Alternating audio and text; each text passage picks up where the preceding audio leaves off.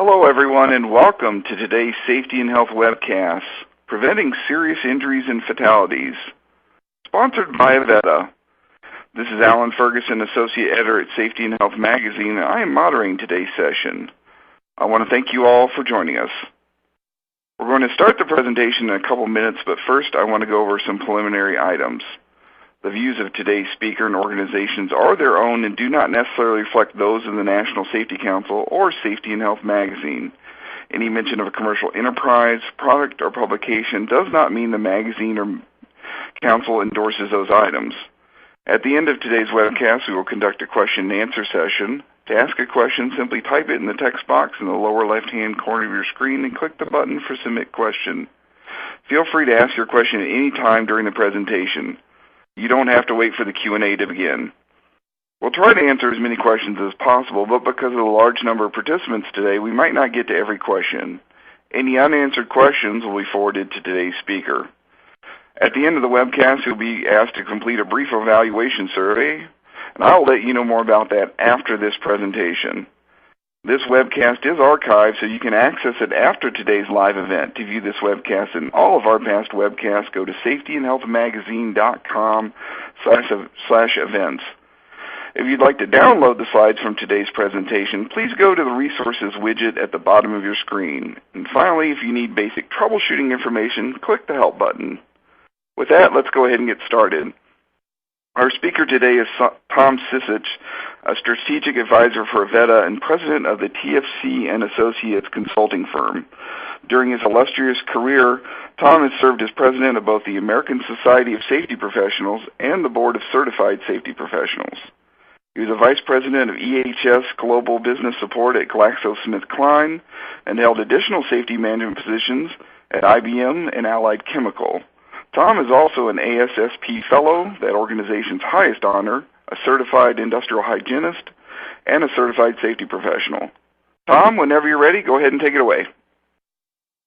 Great. Thank you, Alan. I appreciate that kind introduction, and good afternoon, everyone. Since I'm coming from Raleigh, North Carolina, where I live, it is indeed the afternoon. I realize that some of you are still mid-morning.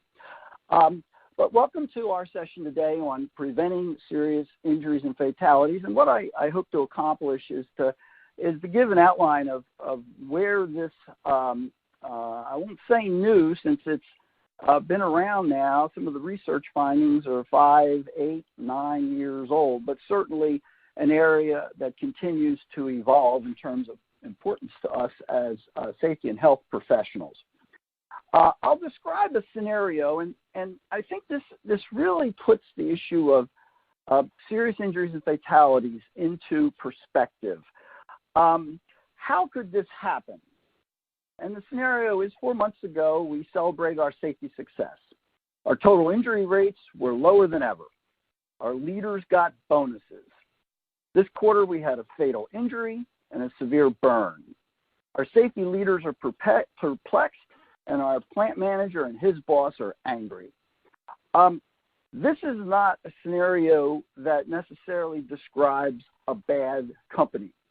One of the interesting phenomena associated with serious injuries and fatalities is that companies with world-class performance, world-class safety management systems, out of nowhere suffer a serious injury or fatality, even though other safety and health metrics they might have are outstanding. So how is this occurring? How is this scenario developed?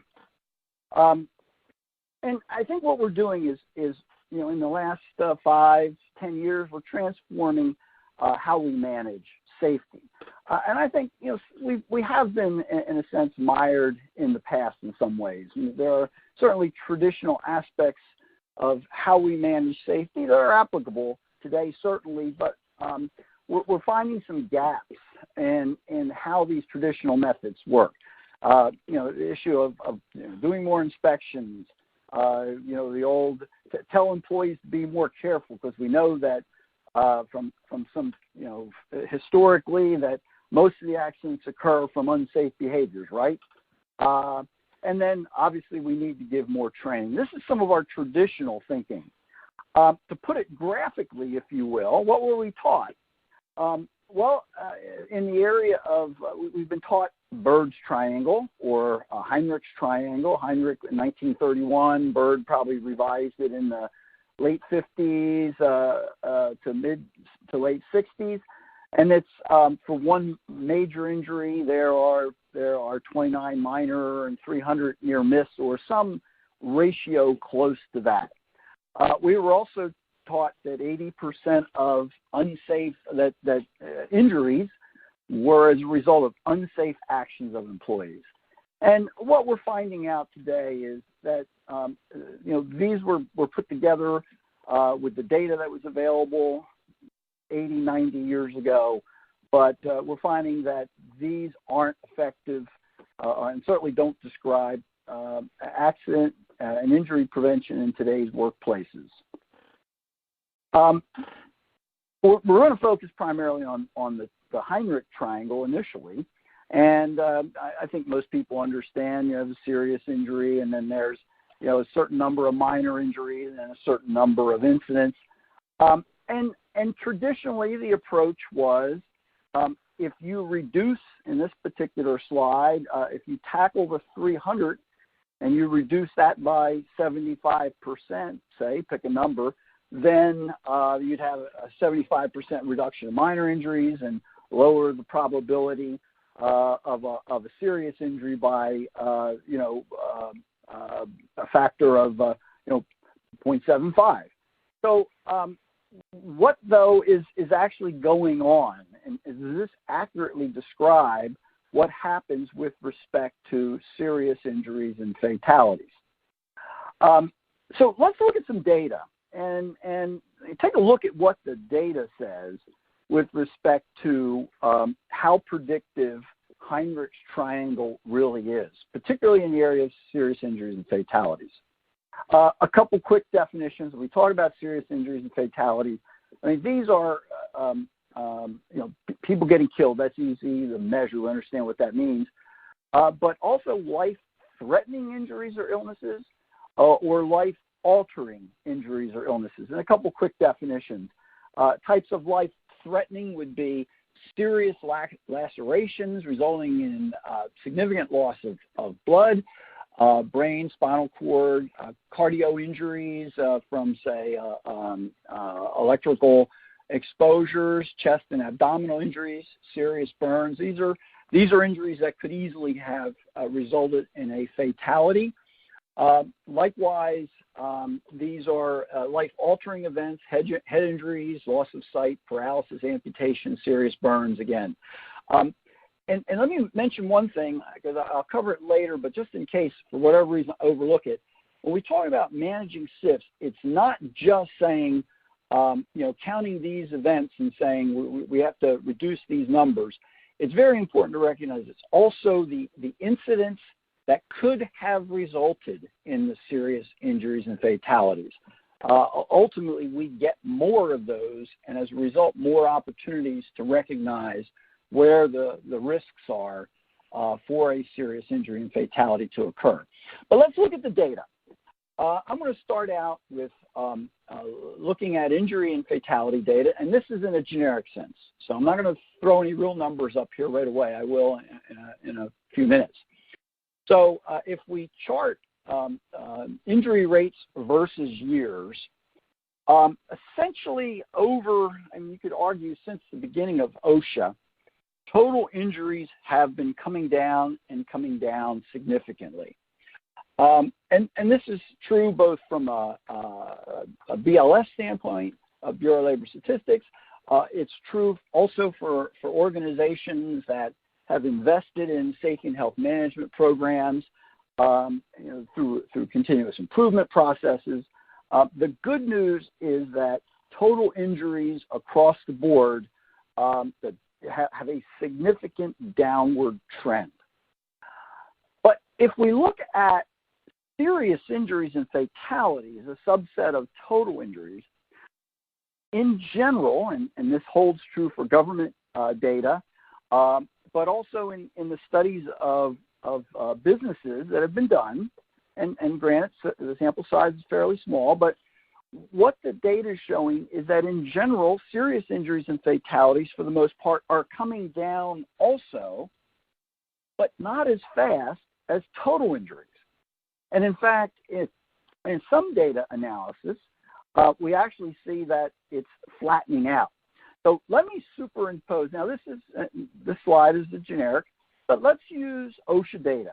And what are we seeing with respect to OSHA data? Well, if we look at if we look at non-fatal workplace injuries in the USA, and we go back to 2003, that's the year OSHA made a major record-keeping change. So, data prior to 2003 is not as comparable, not as consistently comparable, let's put it that way, with data after 2003. So if we plot total case incidents or total case injuries, injury rate for that period, you'll notice that it's gone from 5.0 to 2.9. That's a significant reduction, almost half over that 13, 14, 15-year period. So that's good news, a significant reduction. However, if we look at fatalities, and this goes back to 2006, and I'm really showing the red line, the blue line and the green line talk about all workers versus self-employed. But if we aggregate that, you'll notice that the red line from 2006 to 2016, certainly in the last 8-9 years of that, is relatively flat. So even though we're experiencing a significant reduction in total injuries, with respect to fatalities, it's certainly certainly not a downward trend that, as safety and health professionals, we would hope and want to see. Now, if I superimpose both of those charts, these are different scales, but just to say the black line is the total case incident rate since 1993. The red line is the fatalities. And you'll see that the slopes are significantly different.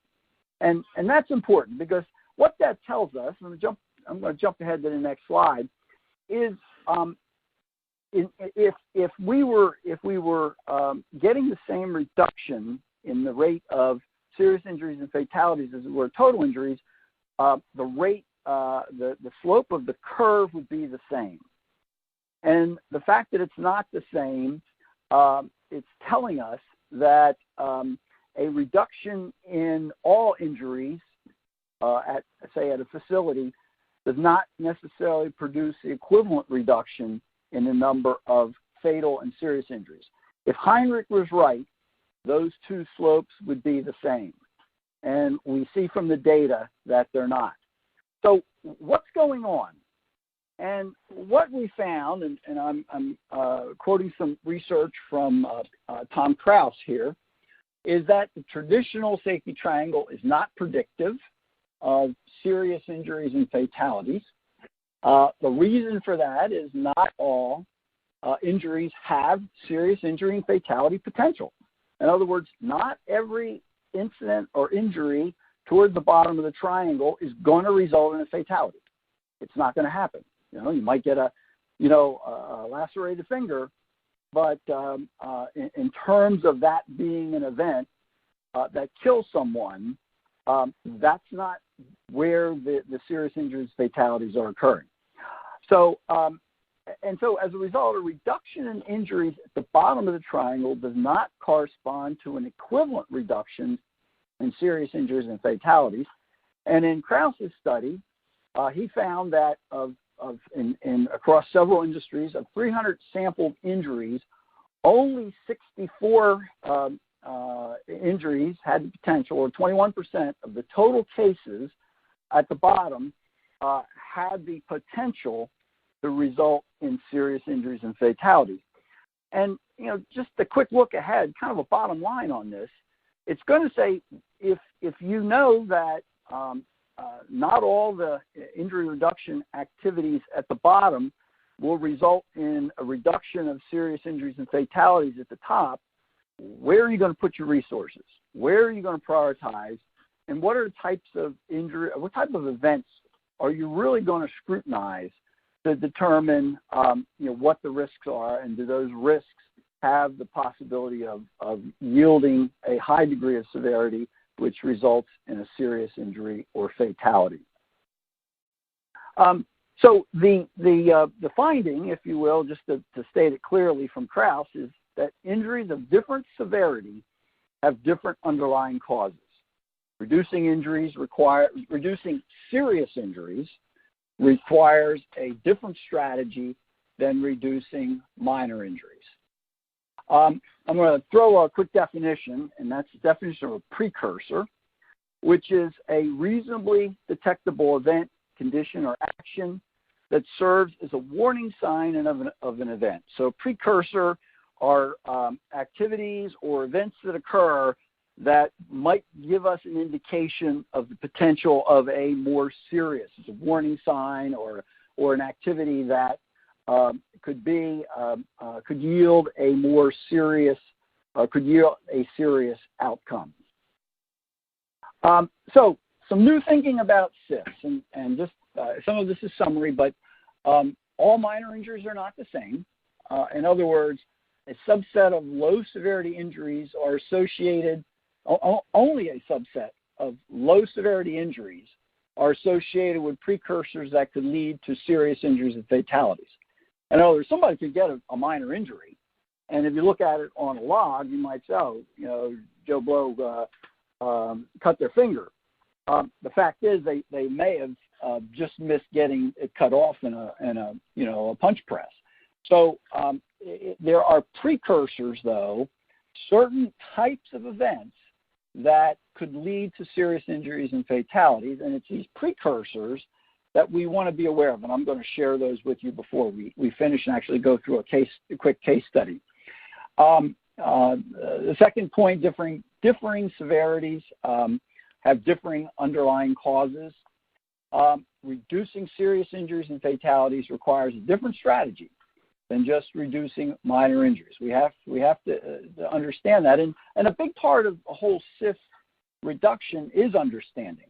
And first, accepting from our standpoint as safety and health professionals that this is what the data is showing, but then communicate that to our operational and business leaders so they understand what's important. I can think back to my chemical industry days, many years ago, and we had a very proactive plant manager, very aggressive in the area of safety. But he would review every morning every first aid case that occurred in the facility, and he said, our objective is going to be to reduce all our hand and injuries by a certain amount by for the next 6 months. So for 6 months, that particular chemical plant, all we focused on were hand and finger injuries.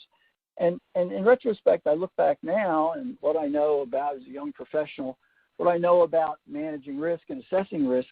For goodness sake, it was a chemical plant, a continuous process chemical plant with high pressure, high temperature, highly hazardous materials, and does that say that we're not concerned about hand and finger injuries and first aid cases? Sure we are. We want to understand what they are and learn from them. But that's, in retrospect, that's not where I would put my priorities. I would be looking for the big event where somebody's going to get seriously injured or killed. So the strategy for reducing serious injuries, we should look at this precursor data and understand what it is and use that in our risk assessments to recognize these are the severity of potential outcomes of events that have certain precursors have a higher probability of being severe. So again, some of this is I'm repeating. So let me just I'll probably just glance over this. Again, the fifth one, the strategy for reducing serious injuries and fatalities requires a different strategy for reducing less serious injuries. The reduction of hand and fingers injuries at the chemical plant I described wasn't going to keep a reactor vessel from blowing up or somebody suffering a major injury in a line-breaking event.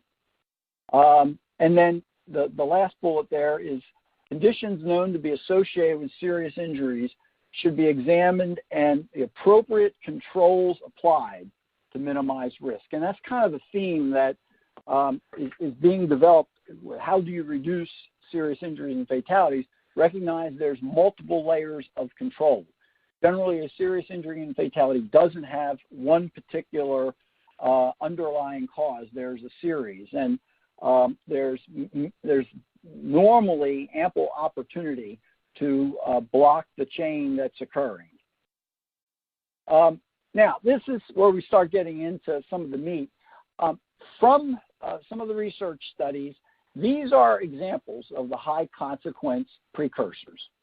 Where unusual and non-routine work occurs, during non-production activities, where sources of high energy are present, during construction and demolition operations, where site and contractor personnel are intermixed, during upset conditions, during periods of change, working on elevated surfaces, working subject to critical deadlines, emergency conditions, working with high hazard substances. From the studies that have been done, and I think most of us would understand, each of these individual precursors bring different risks to the operation. And again, where these precursors exist, these are many times result in events that could have resulted in a serious injury and fatality, or did result in a serious injury or fatality. How do we reduce the risk of a serious injury fatality? First, understand the risks.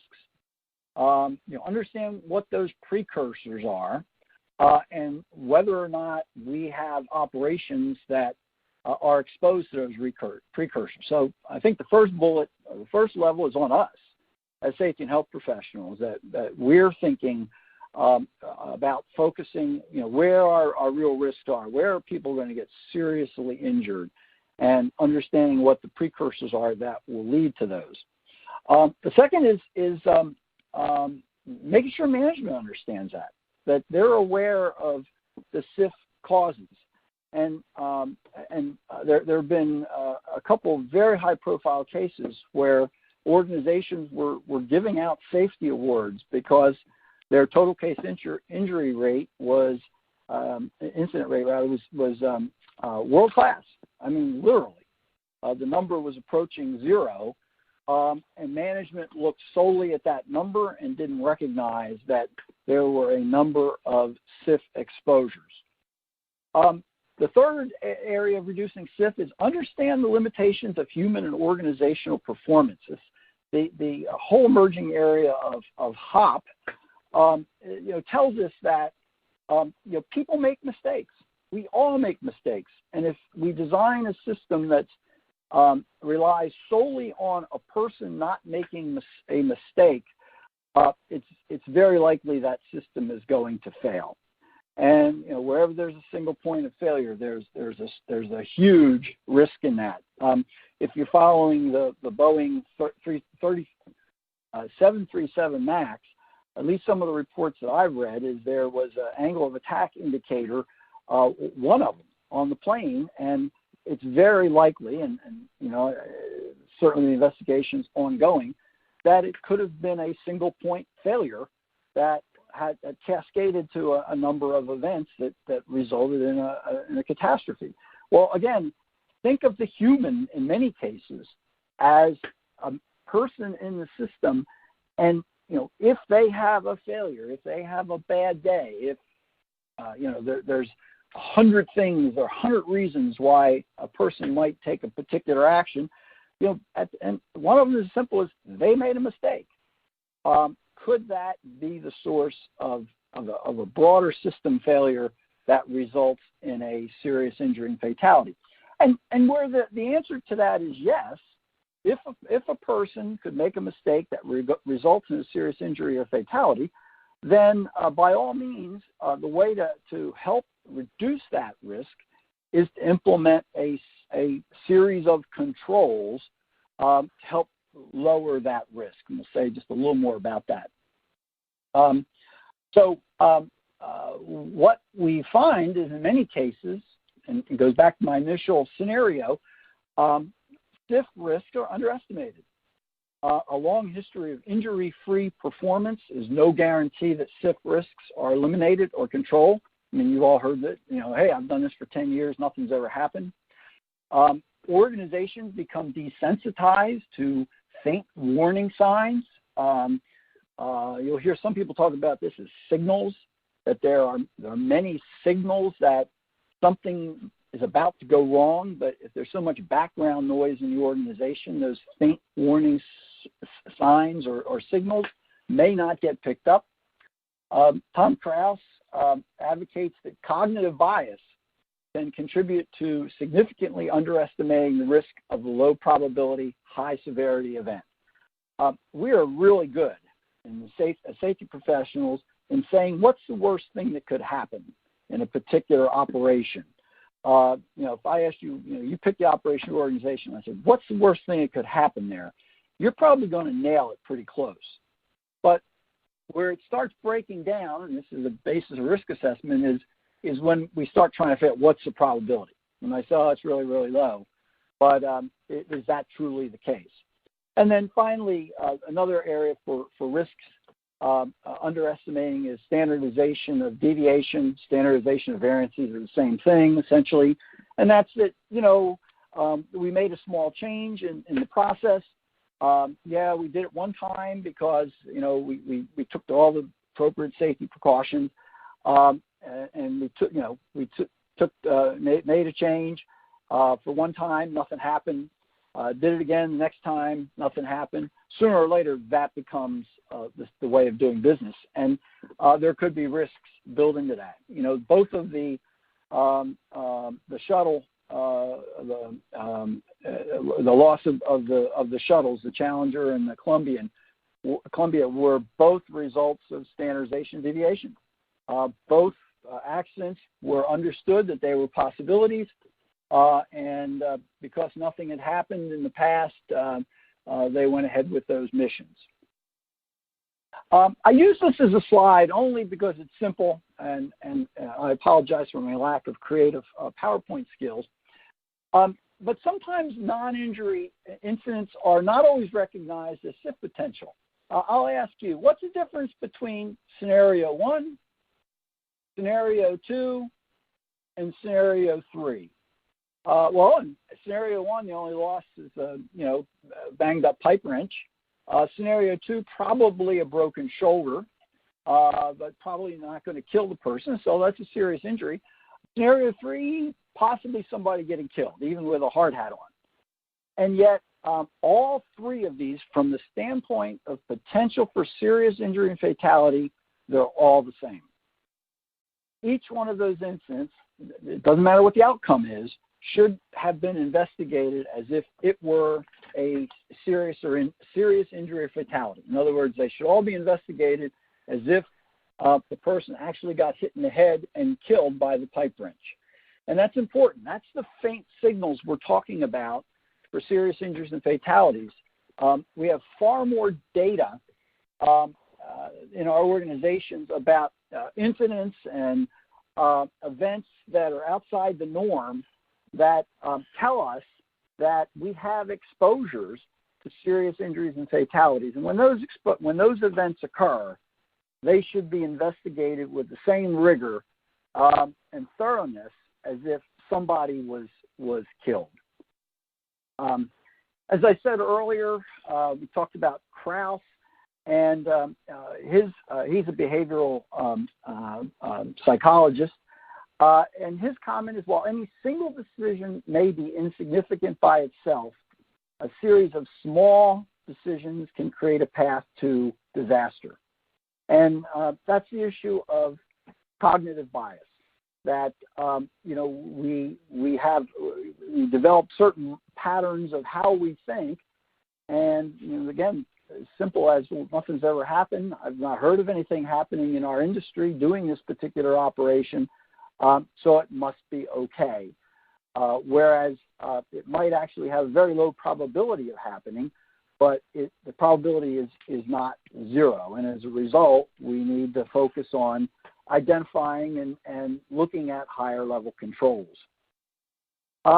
Which leads me to my last slide in this series is ultimately the way to look at reduction of serious injury and fatalities is look at our hierarchy of controls. What are we doing to eliminate the risk? And by the way, I included ISO 45001, the section in 45001, which refers to the use of hierarchy of controls as a way of, as the preferred way of reducing serious risks in the organization.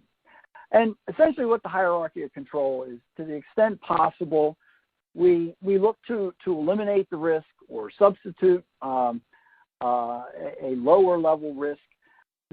Traditionally, the lower we are on the triangle, the easier they are to implement, such as PPE, administrative controls would be a form of training, but also they tend to be less effective in their overall reduction of risk.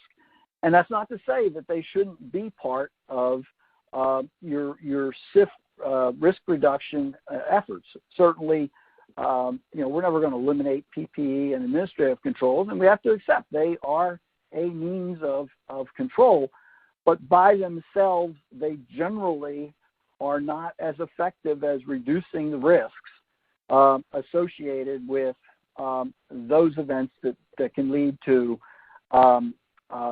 serious injuries and fatalities. I have another chart that I show that gives a little more detail. I know some of you probably, if you're welcome to download this presentation, give you an example of what some administrative controls, procedures, training, and then some of the higher level controls consist of. What I'd like to do is, in closing out, I'd like to go through a case study to give some examples of what precursors can result in serious injuries and fatalities. And let me just give a caveat. I use this case for two reasons. Number one, it was an event that occurred about 10 miles from where I live, so I saw a lot of news coverage, and there's a clip from the Chemical Safety Board that talks about the event. I'm the first one to accept that bad things can happen to good companies, so it's not a criticism of ConAgra. Certainly, in the companies I've worked for, we've had bad events, and so again, I'm not trying to pick on anybody, but use it as a training opportunity that we can all benefit from. The facility in question was in Garner, North Carolina, and manufactured Slim Jim, primary product at the facility, not particularly a hazardous product. So the product itself isn't something. It's not like you're in a chemical facility where your final product is highly flammable. Just some of the photos of this facility. There were 900 people at the facility the day of the event. You see that the roof collapsed, and there were a number of people who were killed and seriously injured. I'm going to show a video clip. It's about 3 minutes, and then we'll come back and I'll go through a quick checklist, and you can pick out how many serious injury events, how many precursors there were. Industrial water heater, manufactured by Energy Systems Analysts, or ESA. Several days prior to the accident, a new steel gas pipe was connected to a The accident at ConAgra Foods' Slim Jim production plant occurred during the installation and commissioning of a new gas-fired industrial water heater, manufactured by Energy Systems Analysts, or ESA. Several days prior to the accident, a new steel gas the existing supply pipe. Leaks were found. ConAgra employees then used natural gas to purge or remove air from the supply pipe prior to use. Attaching a temporary hose to the supply pipe, ConAgra workers vented the flammable gas directly outdoors However, they did not purge the air from the new steel pipe leading to the water heater. On the day of the accident, an ESA worker was attempting to remove air from this new piping prior to lighting the heater. But ConAgra did not always require piping to be purged outdoors. The gas supply valve on the roof was opened. Then the ESA worker opened a valve near the water heater, allowing gases to escape through an opening in the pipe. However, he was unable to light the heater and evidently concluded that this was caused by air remaining in the pipe.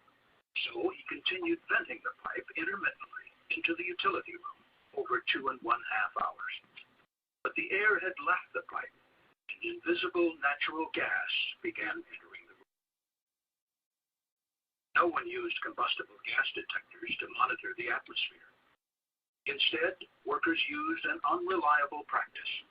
They trusted their sense of smell to warn them of the presence of natural gas. They were unaware that the gas had built up to a dangerous level inside the building. Shortly before 11:30 a.m., the natural gas found one of several potential ignition sources, perhaps an electrical device, and ignited, causing a catastrophic explosion. The building construction included prefabricated concrete roofing slabs known as double T's, weighing about 12 tons each. Many of these double T's came crashing down to the floor more than 20 feet below, injuring and trapping workers. More than half of the roof either collapsed or was severely damaged. 4 people were killed, including the ESA employee, who died due to burn injuries. More than half of the roof either collapsed or was severely damaged. People were sent to the hospital, including 3 for life-threatening. 4 people were killed, including the ESA employee, Okay. who died due to burn injuries over 5 months later. I'd like to show that little clip. And if we were doing based on what we know on the material we've covered in our short time together, if we look at precursors of SIFs, and what I've done is put a little checklist up here that I use. When I do risk assessments, I do a hazard review first and identify hazards in a facility. And I've added, in addition to a list of looking for hazards, I've also included a list of potential hazardous activities with serious loss potential. So I actually look at the potential for SIF along with hazards physical hazards when doing a risk assessment. But let's just go down the list here real quick and look and compare that to the case you just saw. The work being performed that is unusual or non-routine. It was being installed during work hours, but the installation certainly wasn't routine. Situations where upset conditions are possible. It was done during the middle of a work shift, in the middle of the facility. Work performed is non-production activity. You can put a check by that one. High sources of energy are present. You can put a check. Construction and/or demolition is occurring. Check. Contractors and non-company personnel are present. Check. Work on elevated surfaces. Check. Now, that didn't result in a fatality in this particular case, but there was work that both company employees and the contractor were doing on the roof. And then work subject to critical deadlines and emergency conditions. What we know, I wouldn't check this, but it could have been that the contractor was under time pressure to get the water heater installed. We don't know that from the video clip, but it's possible. So the message I'd like to leave you with as we get close to the end here is include the precursor. These are all precursors of serious injuries and fatalities, and recognize what these are. And when you do risk assessments or when you do root cause analysis of incidents that have occurred, determine whether these precursors exist, and if so, what controls are being used to either eliminate the risk by either lowering the probability that the event occurs or reducing the severity of the event if the event does occur. So I think that's really a key part of when we thought about eliminating the potential for serious injury and fatality is recognize what the precursors are that ultimately can lead to those types of events. So, and unfortunately, the clip we just showed, that particular facility never reopened. In addition to the 4 people that were killed and dozens that were injured, some seriously, the 900 people eventually they never returned to work, which is another sad outcome of that particular event. So I hope you found that case useful in trying to illustrate what the points are. And then the last slide, I'll just summarize once again. I showed this before, but how do we reduce the risk? Well, number one is understand what those risks are. What are those precursors? And I've tried to give you a list of some. Certainly, a lot of this is online. You can Google serious injuries and fatalities. The studies I referred to are all there. Interestingly, in the I believe it's the May issue of Professional Safety, just the last issue of ASFP's journal, there's an article, a fairly long study, mathematical analysis of saying was Heinrich right or not in his analysis. And for the most part, I think it backs up what some of the more hands-on studies have shown. So first step is understand the SIF risks. Number two is make sure that the people that your customers at your facilities understand this also, because this is a change. In the past, whether we've been effective or whether they understand that, reducing the frequency also reduces the severity. In other words, if we reduce our total case incident rate, we reduce our risks. And certainly to a small degree that's true, maybe even a large degree that's true, but it doesn't necessarily bring about the same amount of risk reduction in those events that can lead to serious injuries and fatalities. The third is understand the limitations of human performance.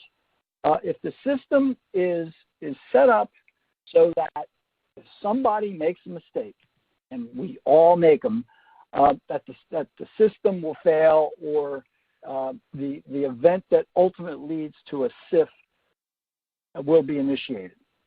So understand that, and if so much of the safeguards rely solely on human performance, you really need to look at what can we do to put in higher level of controls, which of course is point 4, that one way to reduce that risk of workers making mistakes, which they will do, is to put other safeguards in the system that will capture that. So with that, I think we're trying to keep this to 45 minutes, just pretty much on time. I know there's people have been sending in questions, so I'm going to turn it back to Alan, our moderator, and he's going to the extent that we have time, present some questions. All right, thank you, Tom, for your excellent insights and expertise. Before we start the Q&A, I want to remind everyone of the evaluation survey we're asking you to complete. The survey should be appearing on your screen now. Your input is important because it will help us improve our future webcasts. If you do not see the evaluation survey on your screen, please turn off your pop-up blocker. You may also access the survey by clicking the survey button near the lower right part of your screen. And as a reminder, to ask a question, just simply type it in the text box in the lower left-hand corner and click the button for Submit Question. Okay, let's get to some questions now. So what are the most effective controls to prevent SIF-type events from occurring? Well, I mean, it really depends on what the particular precursor is. I mean, we could go back to the case study we just looked at, and once you identify what those precursors are, then you prepare a risk assessment which addresses what some of those controls might be. For instance, that particular operation, installing that water heater, a natural gas water heater, was done during normal working hours. It was a 3-shift plant, so there weren't 900 people present, but, first shift operation, probably, 2/3 of the people, or certainly half the people. So you probably had, 400 or 500 people present with this particular operation occurring with potential large amount of natural gas that could build up. Even if had they vented the unit properly to the outside, I mean, you could argue that perhaps there was a leaking flange, or a pipe that had a leak in it.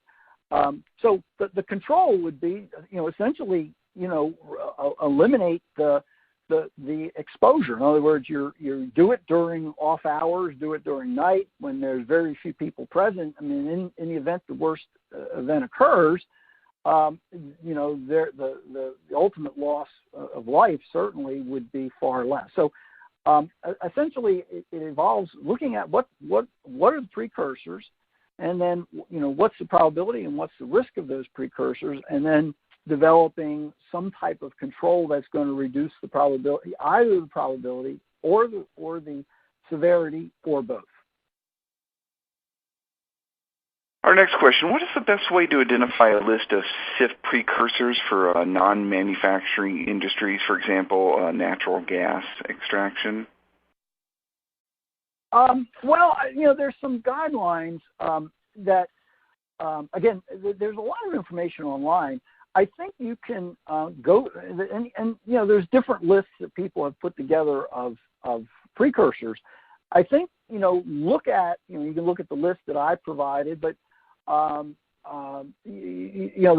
are other, there's been several papers have been published in professional safety. You can look at those and say, not everybody's risks are, going to apply to every type of organization, but I think a lot of them, if you go back to the list that I showed earlier, I don't want to take a lot of time in getting there, but let's see, I think, this it here, here's, example of high consequence precursors. I think a lot of these apply to everybody. Any type of non-routine activity during periods of change. I think this list, for the most part, is going to apply to most people. So I think this would be a good start, but I suspect that within different industry sectors, some of your benchmarking meetings, I suspect that different groups or different organizations are developing their SIF control plans. So I think that would be also another good source of information. Our next question, what is meant by quote-unquote upset conditions on your checklist? Well, that, again, that's probably going to be industry specific, but, in the chemical process, if you overfill a vessel, if the vessel overheats, if there's a plug in the line, I mean, something that's out of the ordinary. There's a lot of thinking that, during normal production operations, the risks of somebody being injured while things are running smoothly are far less than when something changes. And that would, the definition of the change, something unexpected occurring, starts raising the probability, not the severity necessarily. The severity probably going to be the same, but raises the probability of, the event occurring. Our next question, how do you incorporate the risk versus probability when you're looking at severity?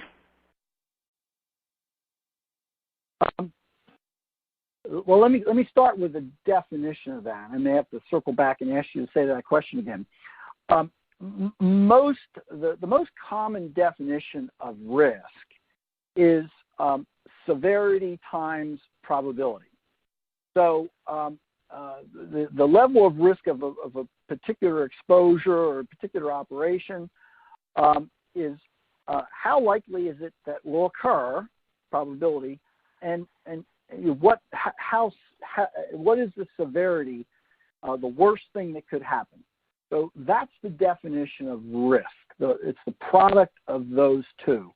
So would you read that question again for me, Alan, please? It's how do you incorporate the risk versus probability when you're looking at severity? Okay. Well, again, I mean, it's those three are the key elements, and if you generally you know the severity. Most of us can say what's the worst thing that can happen. The probability is frankly where the difficulty is. And there are ways to estimate probability, but they're not nearly as easy.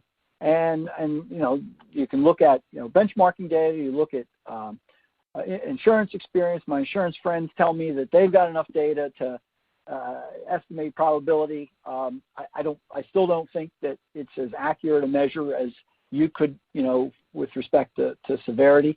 But you can determine what are steps that you can take to reduce either the probability of the SIF event occurring, or what steps can you take to reduce the severity? If the event occurs, how do you reduce the severity? And in most cases, it's both. So risk says, we understand, some sense of probability, we understand some sense of severity, and that gives us some measure of risk, however you want to measure it. If you want to use some of the tables that are out there, you can get a semi-quantitative assessment of what risk might be. But ultimately, you have to make the determination, is that an acceptable risk or not? And I think, again, what we know about SIFs and taking on the advice of people like Krauss that says, be warned that in general, because of cognitive biases, because of, we've always done it this way, nothing's ever happened, all of those ways we assess probability, we tend to underestimate what that probability is. So, we should be very careful in assessing what we think probability is, and again, look for controls that can reduce the probability even further. Even if you say, I don't think that could ever happen, and say, well, what are the ways that it could happen? And then look at taking steps to reduce those. Sir, our next question, how do we open our eyes to SIFs we don't even recognize? He says, my facility, I would have listed me at my facility, I would have listed me the same things you mentioned, maintenance works, falls, etc. Instead, he had a worker walk across the parking lot and get backed over by a semi. He said, then my eyes were open to pedestrian events. Is there a good resource or a way of generating ideas to look at SIFs? It's a great question. I'm a big believer in risk assessments, and there's a lot of